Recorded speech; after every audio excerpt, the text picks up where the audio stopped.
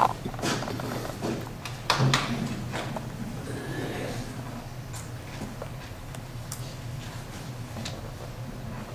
afternoon. It's a huge honor to be here today. Thank you so much to the Porter family, a very special family to me, and I'm wondering why you stuck me after Will. I don't know why you did that to me. I cannot compete with such comedy. But I will say, there was a mystery in my house for the last 5 years that you just unraveled. I'm sitting there listening to you and talking so eloquently about Don Porter and his wonderful life. And 5 years ago, it was probably December 22nd or 23rd, and I went into my office, which is in Wesley Chapel. I've got a district office there. And I had this beautiful wrapped gift. And on it said Porter, with an address on it. And I thought, oh, that's really nice. I wonder who that was. Was that from Bill or from JD or Don? Who was it? And I opened it up, and it was a Christmas gift from Don Porter. It was a sweater. I never understood why he got me a sweater. It has now become completely obvious. So thank you for unraveling the mystery that has surrounded my house for so long. Today is a great celebration of a great person's life.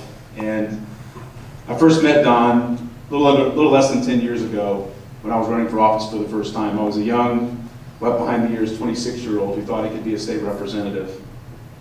And I'll never forget, no one ever forgets their first encounter with Don Porter.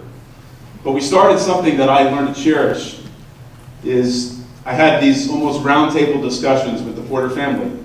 And Bill would be there, and Tom would be there, and JD would be there, and Don, and we would just meet to talk about life. It wasn't about politics, although if you've ever heard Don rage about his disdain for politics and politicians, you haven't lived unless you've actually witnessed that.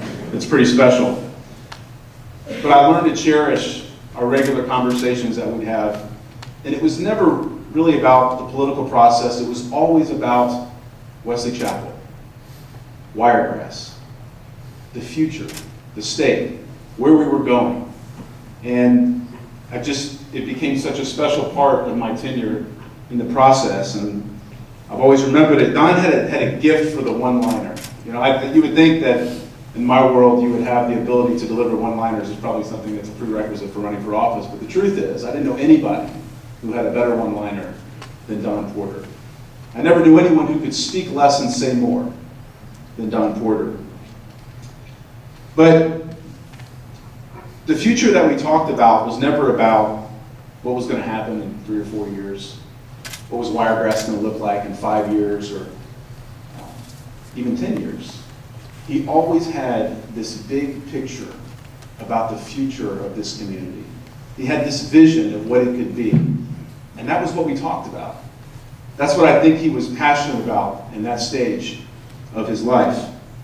In all the projects that we worked on, I saw Ken Littlefield walking in, who was my predecessor, who helped seed this institution, and I spent my time here trying to fund this campus. But whether it was the Porter campus or getting the hospital approved or helping get roads built, whatever the project was that we worked on together, it was always about the long-term sustainability and legacy of this community. That's what mattered to Don and to the Porter family. I was always fascinated by that. And what was really fascinating to me as well was that in my business, you get to meet a lot of families who have very large land holdings. It's not rare for a family to have thousands of acres. There's a lot of them in the state of Florida. But I've never met a family, I've never met a man until I met Don, that was so keenly more focused on the future of his community than how much money he would make off of it. It was never about that. This is a family that decades ago could have sold their property to some developer. There'd be homes as far as the eye could see and shopping centers. But that was not going to happen on Don's watch. He was going to protect the integrity of this property and make sure that it was something special. And I feel as a resident of Wesley Chapel, I feel a part of something that is special. Something that y'all have helped to create, to build. Something that Don led. I always viewed Don as a quiet giant. He was a man who had a vision. He had a vision about this community, and frankly, in the last day or so, it got me thinking about what is it that makes a community? Is it a college? Is it a high school and a middle school and an elementary school? Is it a mall? Is it a bank? Is it where families come to celebrate the 4th of July and watch fireworks, which I did just a few days ago? Is it where they come and gather to watch the lighting of a Christmas tree and to hear songs around Christmas time? Sure, those are all things that contribute to building a community. But what really makes a community, what makes us, is leaders. You have to have leaders to build a community. And I believe that Don viewed himself as a steward for this community. He had a responsibility to protect the legacy that his family had created, and at the same time, create a legacy for the generations that were to come, like my children and yours. Tony Dungy wrote a book years ago. It's one of my favorites. It's called Quiet Strength. And in that book, he says, life is about a journey, yours and mine. The lives we touch, the legacy we can leave, and the world we can change for the better. That was Don Porter's life. You know, I've always been fascinated, if you ever notice when you go to see a tombstone, it's a very simple thing. You'll see someone's name. You'll see the day that they were born. And then you'll see a dash, and you'll see the day that they passed away. And I was always fascinated, no matter how impressive someone's life is, that's what you see. But there's a very simple answer for that. It's because all we have in life is time.